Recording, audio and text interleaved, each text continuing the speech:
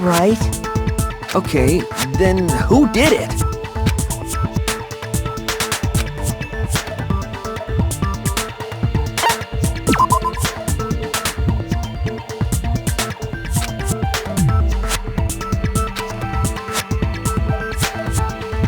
Shoot!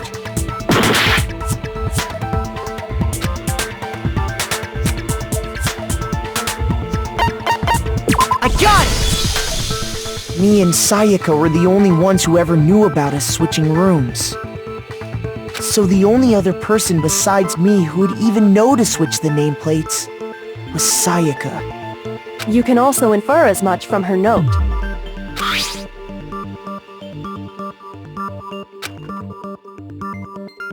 She specifically tells the reader to check the nameplate. She would only have written that if she knew the nameplates had been switched. But why would she switch them in the first place? She wanted someone to come to the room she was in, and also hide the fact that it was Makoto's room. What? Inviting someone to your room, but not telling them you'd switched rooms. Why would anyone do that? To understand that, we first need to understand what happened after she invited the person into the room. That's where the answer lies. What happened then was probably whoever she invited over came in and attacked her! We figured it out! We know who did it! Whoever she invited over is the culprit! But we still don't know who it is, you goddamn idiot! Sayaka fought with her killer there in the room, yes? Perhaps the answer to our previous question lies in that initial struggle. Yes, I think you're right. Then... we just have to figure out what happened during the fight, right? That reminds me. There was a replica sword at the murder scene. Was that perhaps used during the fight? Oh yeah. What's the deal with that sword? Sayaka suggested I should hold on to it. I thought it might come in handy if I had to defend myself. It seems pretty likely that the killer used it to break Sayaka's right wrist. How the hell could you possibly know that's what broke her wrist?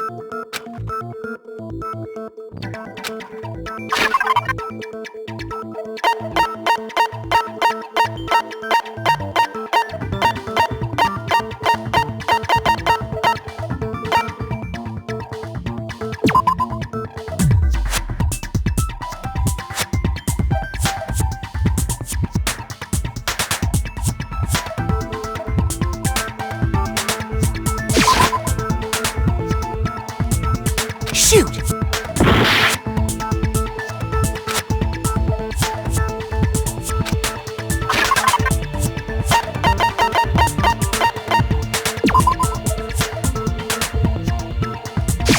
I got it! All you have to do is take a good look at her broken wrist, and it should become pretty clear. Right there where her wrist is all swollen. There's something glittery there. See?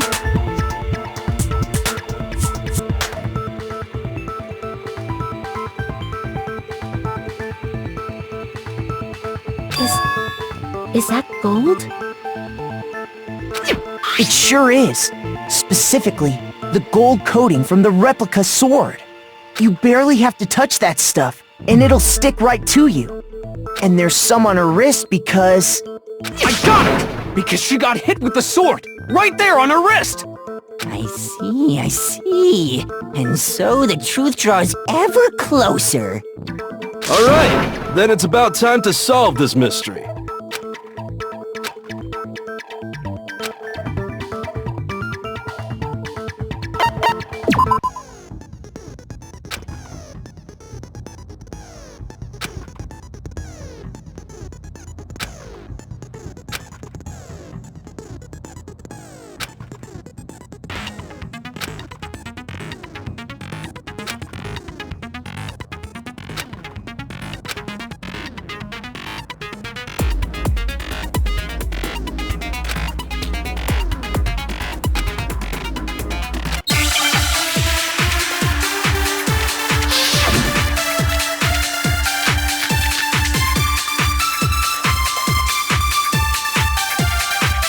When the fighting broke out, the culprit grabbed the sword, and that's when the first blow was dealt. The sword-based sneak attack. And that's what broke Miss Mizono's wrist. So, she tried to fight back. She grabbed the kitchen knife she had hidden in her leg. But then the culprit took that from her too. And they killed her with it. And that's exactly what happened.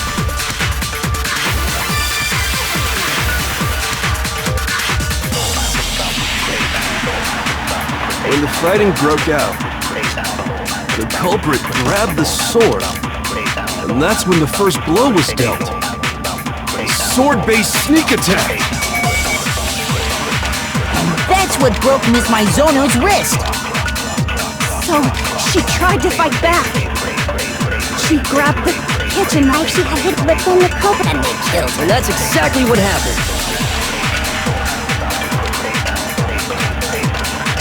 When the fighting broke out, The culprit, and that's when the first sword-based sneak attack. No, it's wrong.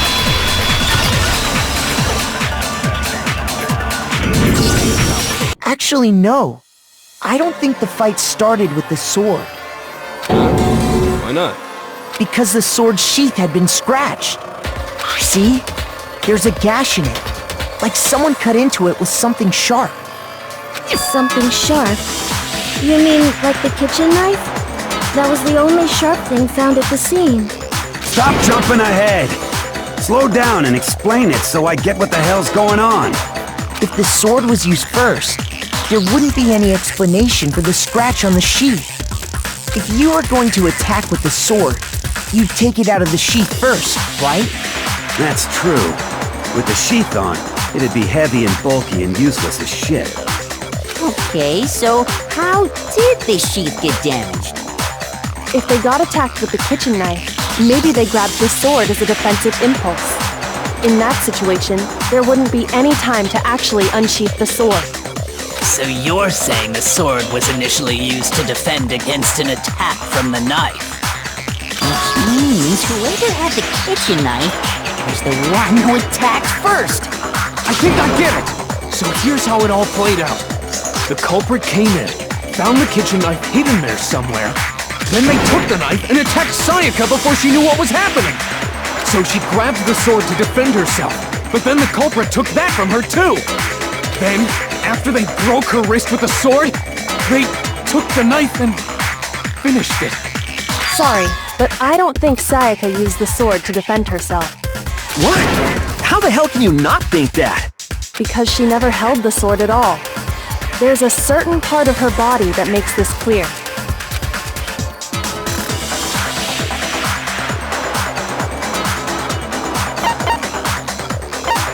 I got it! You're talking about her palms, right? The palms of her hands were perfectly clean, so I don't think she ever picked up the sword. How can you know that just by looking at her palms? Like I said before, the gold coating on that sword comes right off. All you have to do is touch it. In fact, if you look, you'll notice that a lot of the gold has already come off the handle. It's safe to assume that's because whoever used the sword got some of it on their hands. There's really no way she could have picked it up and come away completely clean. Maybe she washed her hands after she escaped into the bathroom. Sorry, but I don't think so. Why do you say that? Is it because you think I'm ugly? No, that's not it at all.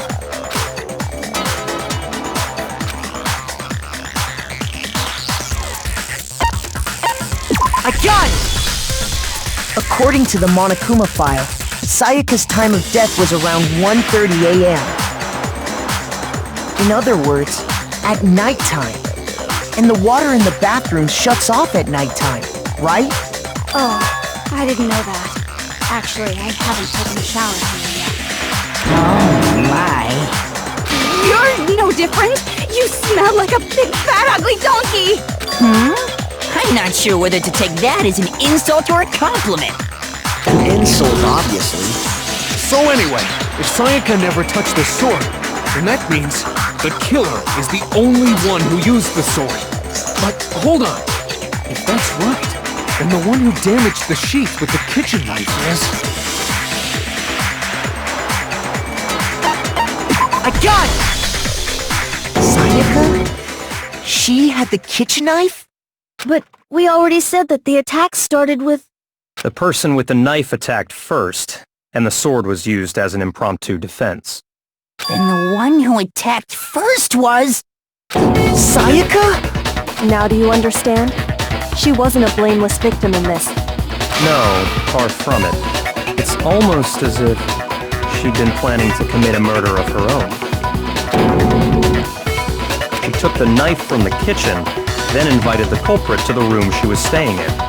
And if it's true that she had the kitchen knife and attacked without provocation... Indeed. These are all the actions of an Which brings up another point. Makoto, Sayaka was the one who suggested you two switch rooms, correct? Maybe the reason she wanted to switch rooms was so that she could pin the crime on you. That is a possibility, is it not? Sayaka wanted to... on me? That would also explain why she would switch the nameplates. She wanted to get whoever she had targeted to come to Makoto's room where she was staying. And by committing the murder there, instead of her room, that would implicate Makoto. But for that to work, the target had to be lured out while still keeping the room swap a secret. If the target knew she had switched rooms, they would have become suspicious right away. So all that's why she switched the names? But doesn't that plan seem a little risky? For one thing, even if her plan worked, Mr. Naegi would just tell everyone they'd switched rooms. I don't know. I'm not sure our soft-hearted Makoto is capable of that kind of cutthroat behavior. I'm sure Sayaka realized the same thing, which is why out of all of us, she asked him to switch rooms. Plus, she was the ultimate pop sensation. A totally forgettable kid. Or a national superstar. Who are you more likely to believe? Wait, then you're saying she had this all planned out? Holy shit! But in the end, her plan backfired. She launched her attack with the knife, then found herself under attack in turn. That must be when her wrist got broken, and she was forced to drop the knife. The tables were suddenly turned on her, and she died at the hands of the one she'd planned to murder. Just hold on! That can't be true! Because... Hey! You guys have totally derailed the argument! You're being super boring right now! Come on, hurry up and decide who did it! Wouldn't it be awful if I had to punish you all just because you ran out of time? Oh yeah, we gotta decide who we think did it. Makoto, right now you just need to concentrate on figuring out the answer to this mystery. If we can't uncover who murdered Sayaka, it's over for all of us.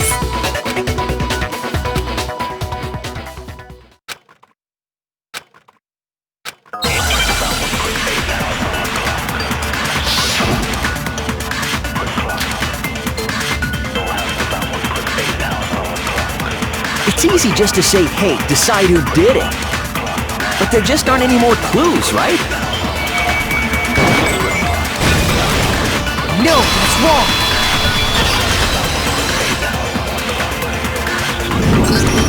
There still might be one clue left. Sayaka's dying message. Dining. Wait, what did you say? The dying message. She wrote something on the wall behind her, remember? 11037. Written in her own blood. There must be a clue about the killer hidden in there. Well, before we get too far into that, I need to ask, can we really be sure that Sayaka is the one who wrote it?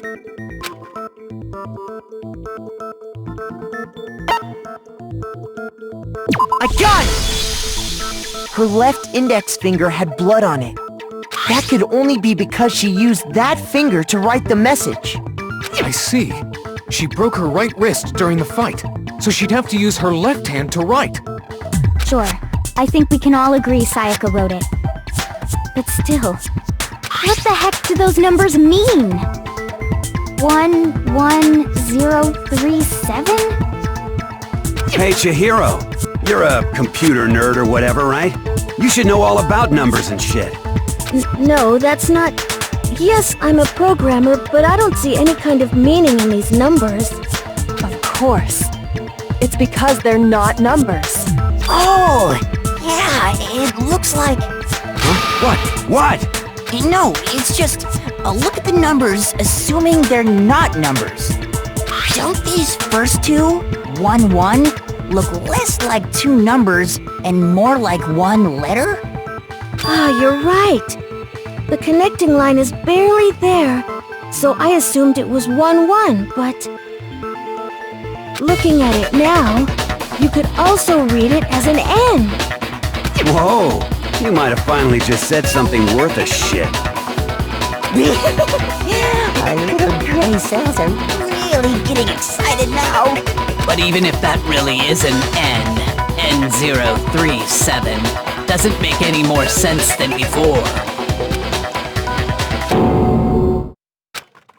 Rotate the image 180 degrees.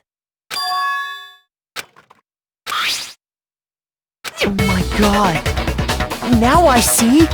She wrote down the killer's name. Huh? You just shot past the clue part and right onto who did it. So, whose name did she write?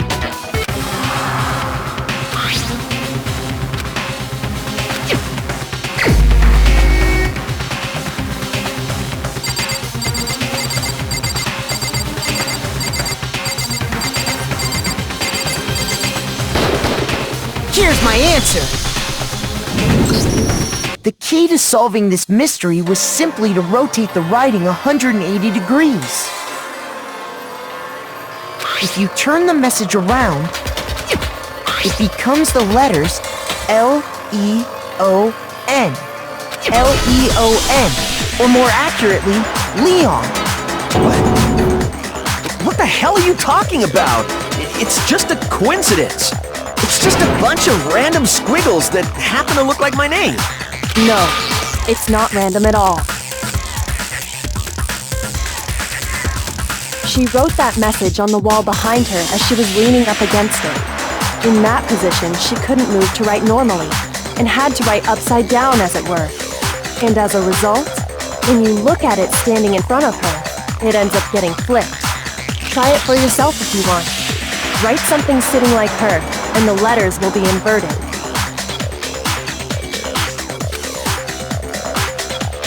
That sounds like one hell of a stretch to me. I'm the killer? You can't just go and say shit like that. If you're not the killer, then why did you try to destroy the evidence? Huh? You know what I'm talking about, right, Makoto? The evidence Leon tried to get rid of?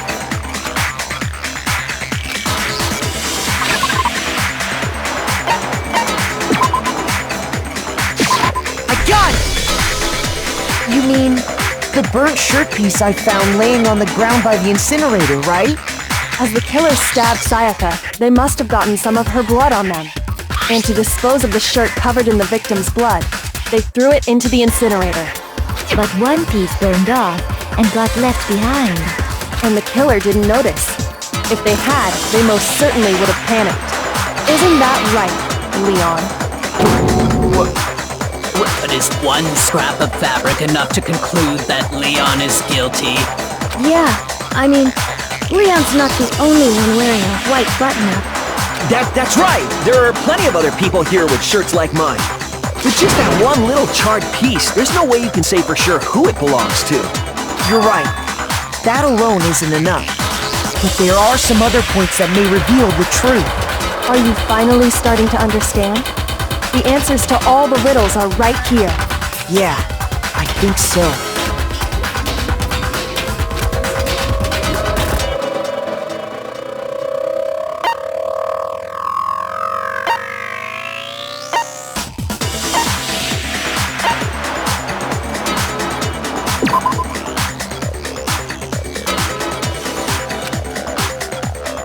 Shoot!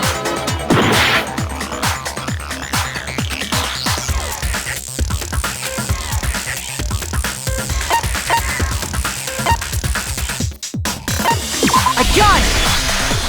If you look closely at how the shirt was disposed of, we should be able to figure out who the killer is. Oh yeah, that's a good point. I think I know what you're gonna say. You can't reach the incinerator without opening the gate in front of the trash room, right? And obviously, you wouldn't be able to hit the switch to turn it on either. You'd need the key to get in, and the one with the key was the person on cleaning duty. So the killer had to be whoever was in charge of taking care of the trash, right? Interesting.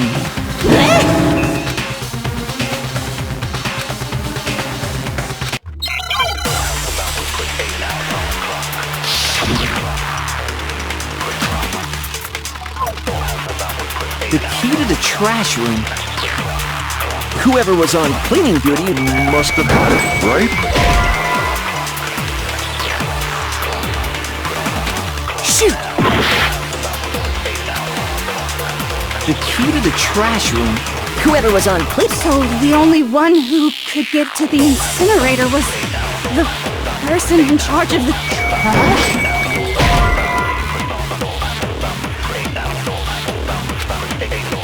Shoot! The key to the trash. Whoever was on cleaning. So the only one who... And you'd have to get close to the incinerator in order to destroy the... No, that's wrong.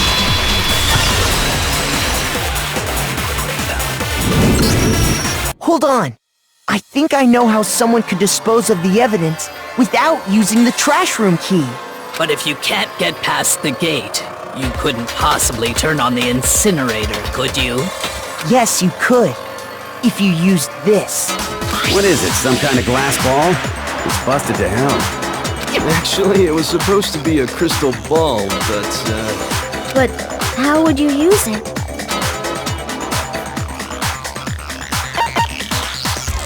I got it! The killer simply took aim at the incinerator switch and threw the ball through a gap in the gate. All they had to do was hit that switch, and the incinerator would come to life. Someone threw a gap in the gate? Remember what you said before, Hifumi?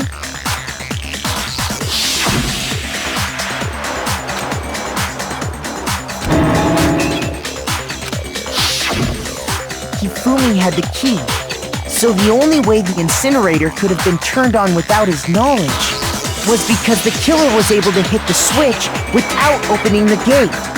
Once they got the incinerator going, all they had to do was ball up the shirt and toss it in. Hey, come on! What the hell is this? All you have to do is look at the scene to know that the killer never actually went inside the trash room. The shards of broken glass, the incinerator left running, the piece of shirt that escaped the fire. If the killer had been on cleaning duty, the evidence would have been taken care of much more thoroughly. Wait, no, just hold on. But the distance from the gate to the incinerator has to be at least 30 feet, right? The pinpoint accuracy you'd need to throw a glass ball that far and hit something that small. Could someone really do that? That's right! There's no way! It'd be impossible! Difficult, absolutely. Impossible? I don't think so. Because the killer is...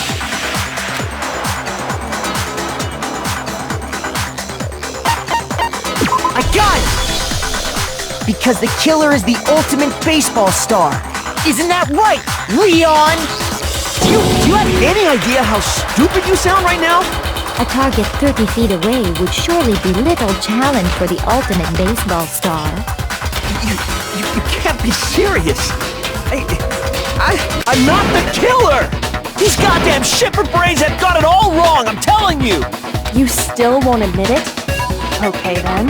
Makoto, go ahead and review the incident one more time to make his crime perfectly clear. And with that, we can end this. Listen to me! What the hell do you mean, end this? Say what you want, Leon. But all the questions have been answered, and the truth has been revealed. Now here's what happened.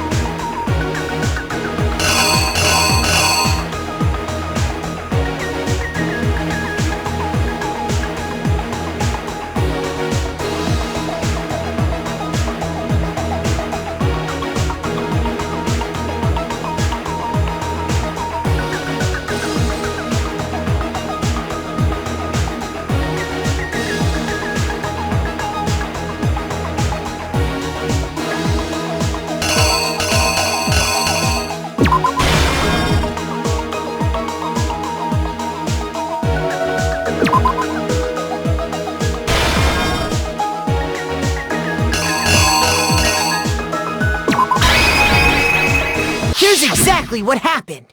I think I'd better take one more look back at the case from the beginning. Last night, the killer went to the room Sayaka was in. In other words, my room. From what we can tell, Sayaka invited that person there intending to kill them. She attacked them with the knife she'd taken from the kitchen earlier.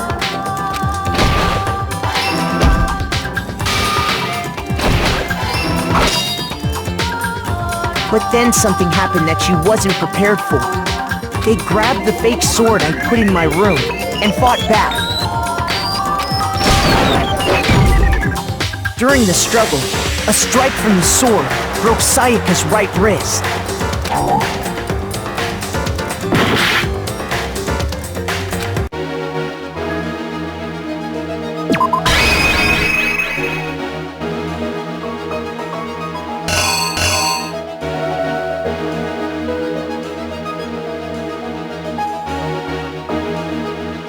Here's exactly what happened.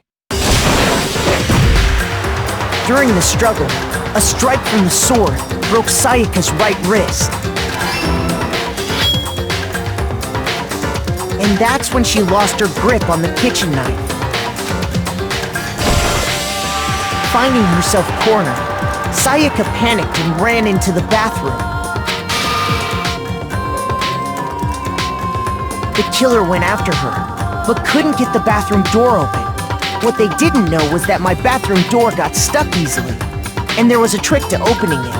Sayaka knew about that because I told her, but of course the killer had no way of knowing. So instead, the killer forced the door open, took the kitchen knife,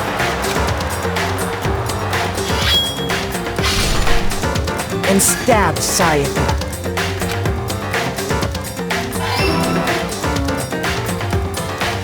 But with what strength she had remaining, Sayaka left a dying message. To keep the killer from noticing, she wrote it on the wall behind her.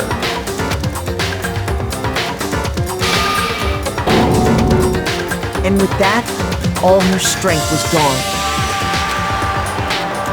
With Sayaka dead, the killer quickly began destroying the evidence. First, they took off their shirt, which was covered in their victim's blood.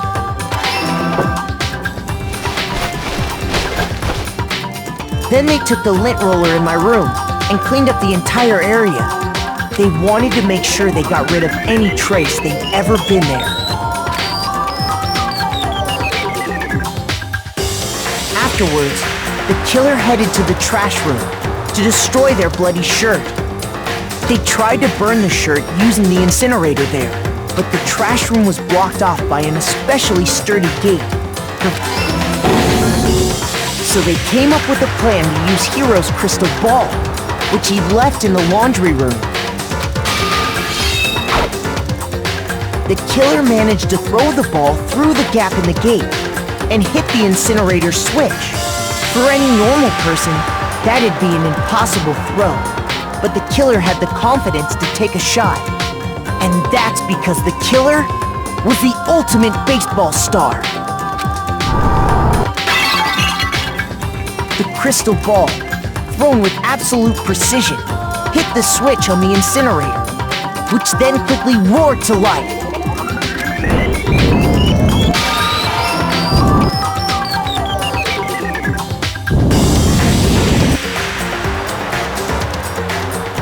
Having destroyed the final piece of evidence, they left the area with, I imagine, a sigh of relief. But there was one thing they missed. Part of the shirt they'd thrown into the fire burnt away and fell out of the incinerator. The killer didn't notice this, and so left behind a piece of indisputable evidence.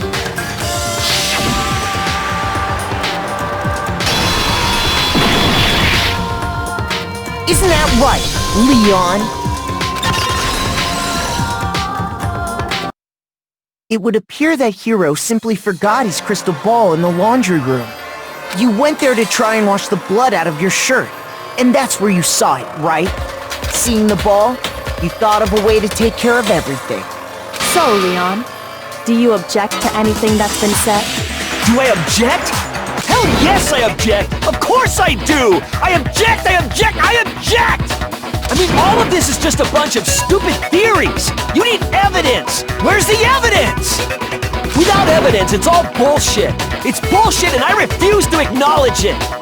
Well then, I guess this is as good a time as any to present the evidence that proves you did it. Makoto, I believe you're in possession of that evidence.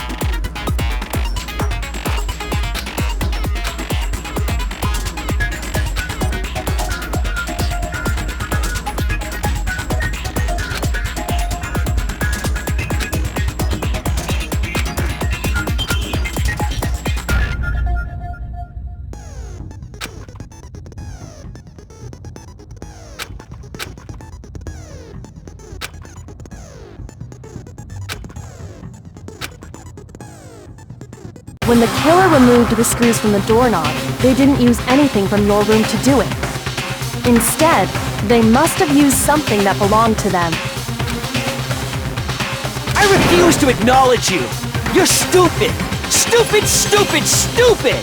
Stupid, stupid, stupid, stupid, stupid, stupid, stupid!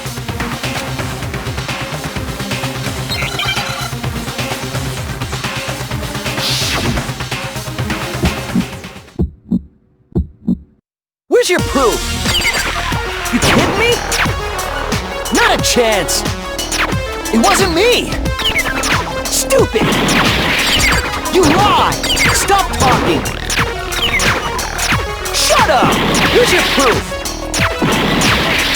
You kidding me? Not a chance! Stupid! You lie! Shut up! Here's your proof! You kidding me?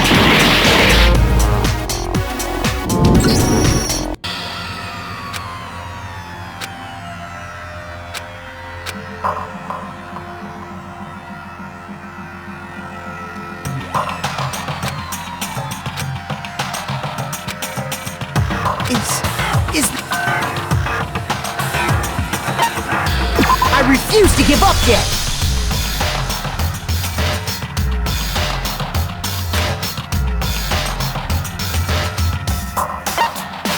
When the killer removed instead, I refuse, stupid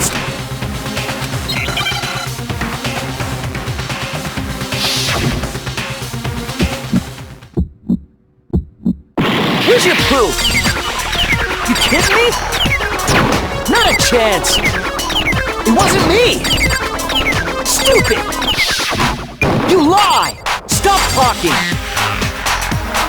Shut up! Where's your proof? You kidding me? Not a chance! You lie! Shut up! Where's your proof? You kidding me? Not a chance! It wasn't me! Stupid! Where's your proof? This should prove it!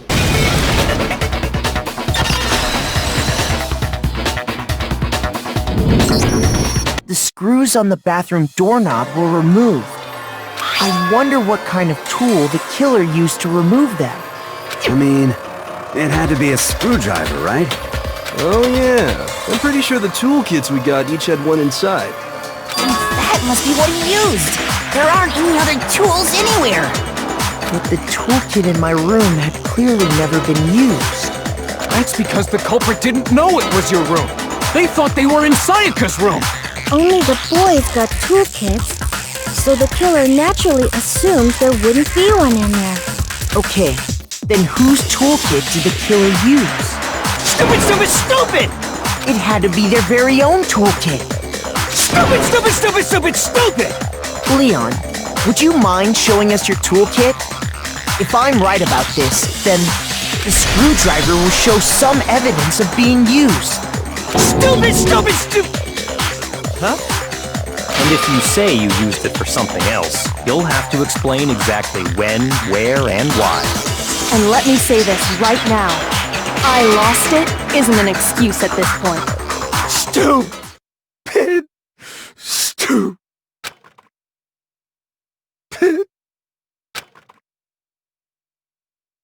So, you have no rebuttal? Then it would seem we are finished here.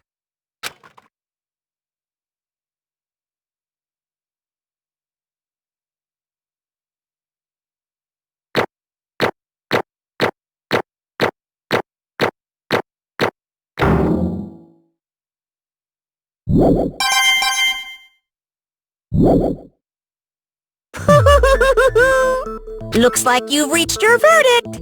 Then are we ready to cast our votes? You all have a lever in front of you.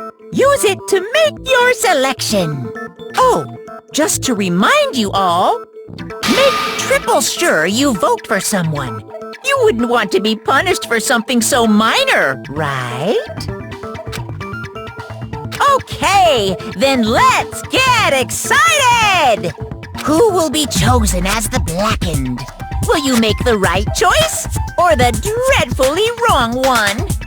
What's it gonna be? What's it gonna be?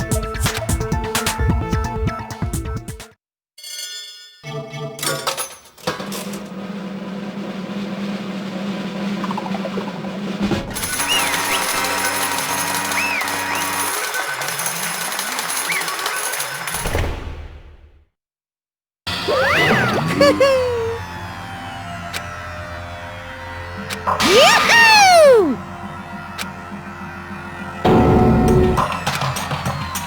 Huh? Hey, hold on. But... You son of a bitch! I didn't have a choice. So, that's why... None of you are any different! I was just... unlucky. That's all. Hey! Come on!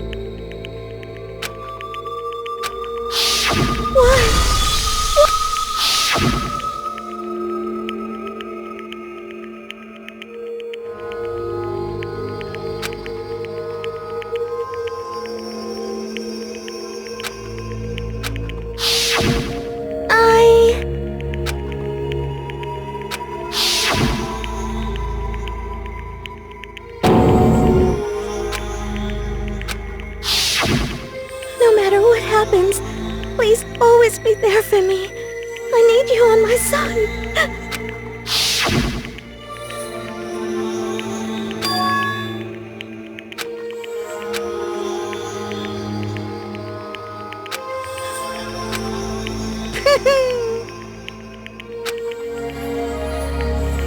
Ba-bum, ba-bum.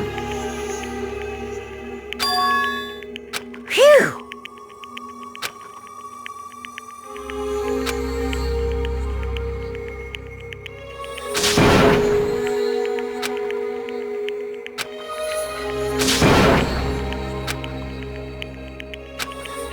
That's enough. Calm down. Ba-bum, ba-bum. indeed.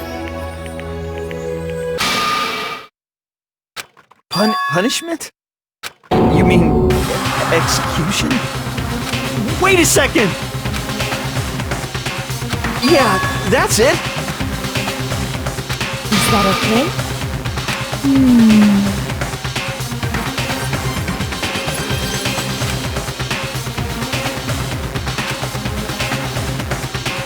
Do you understand?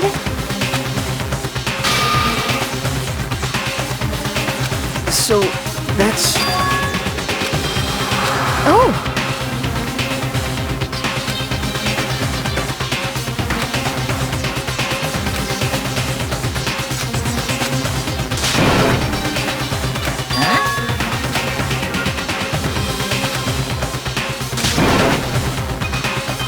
Unbelievable.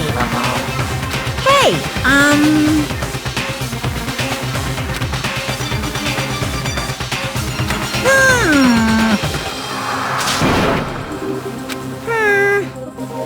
Thrills, chills, kills!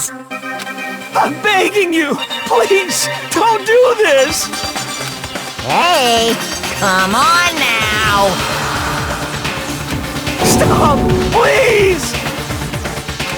Now then, I prepared a very special punishment! No, no, no, no, no, no! Let's give it everything we've got! It's punishment time! No!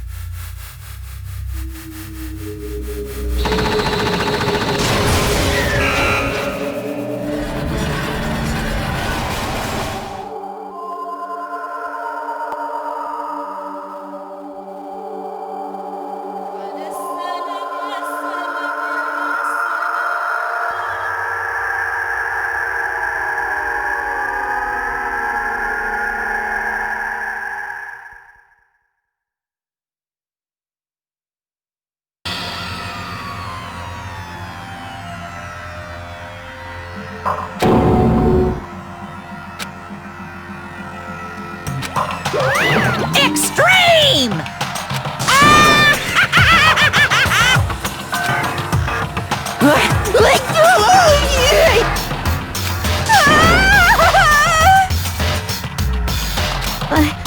I can't take it.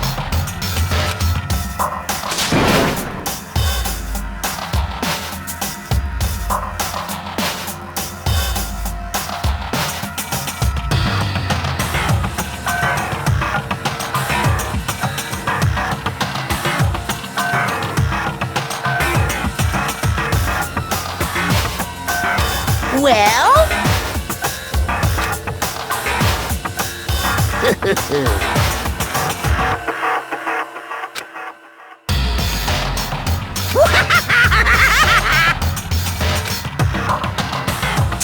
Damn you! What the heck? Say what? Well... Hey,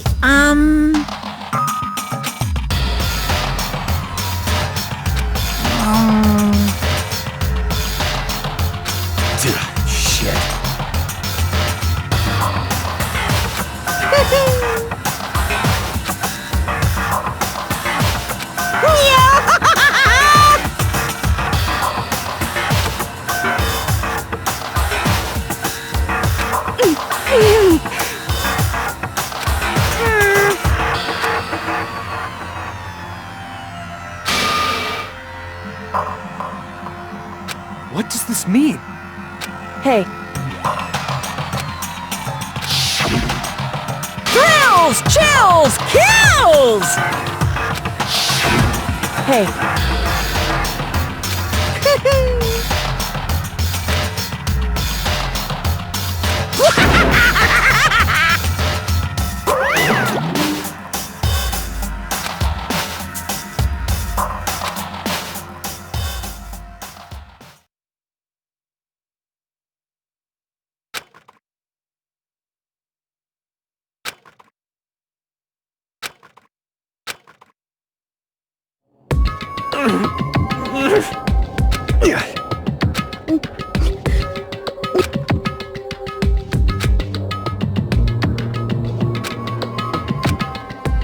Just a second. Makoto.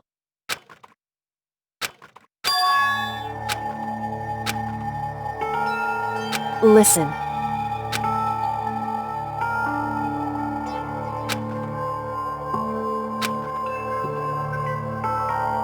It's true.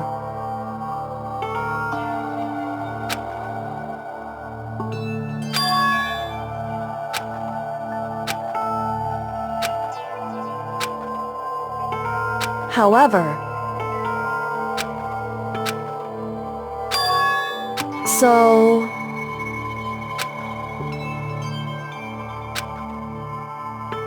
certainly. Anyway,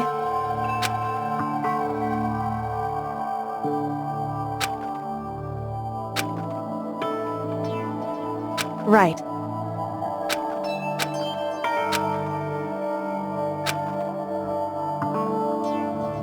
Correct.